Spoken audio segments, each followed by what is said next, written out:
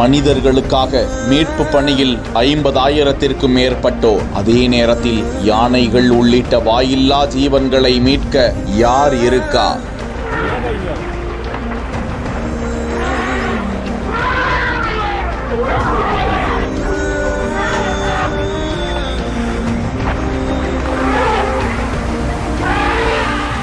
காட்டாற்று வெள்ளத்திலும் மண் சரிவுகளிலும் சிக்கி எத்தனை ஜீவன்கள் இறந்து போனதோ, எத்தனை பேரிடர்கள் வந்தாலும் தங்களது பிள்ளைகளை காக்க போராடிய எத்தனை ஜீவன்கள் மாண்டு போனதோ, அவற்றின் இருப்பிடம் விட்டு அடித்து செல்லப்பட்டு மாயமாய் போனதோ.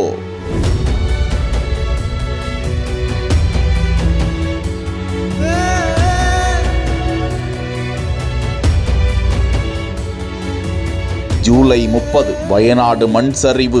கொத்து கொத்தாக மனித உயிர்களை கொன்று தானே சமாதியும் கட்ட மனித உறவுகள் இரவு பகலாக மீட்பு பணியில் ஈடுபட்டு காயமடைந்தவர்களையும் இறந்தவர்கள் உடல்களையும் மீட்டு அடையாளம் கண்டு மறு அடக்கம் நடந்து வருகிறது. அதே வேளையில் ஆங்காங்கே யானைகள் உள்ளிட்ட வனவிலங்குகளும் அடித்து செல்லப்படும் காட்சியும் அடுத்தடுத்து வெளியாகி அதிர்ச்சியை ஏற்படுத்தின.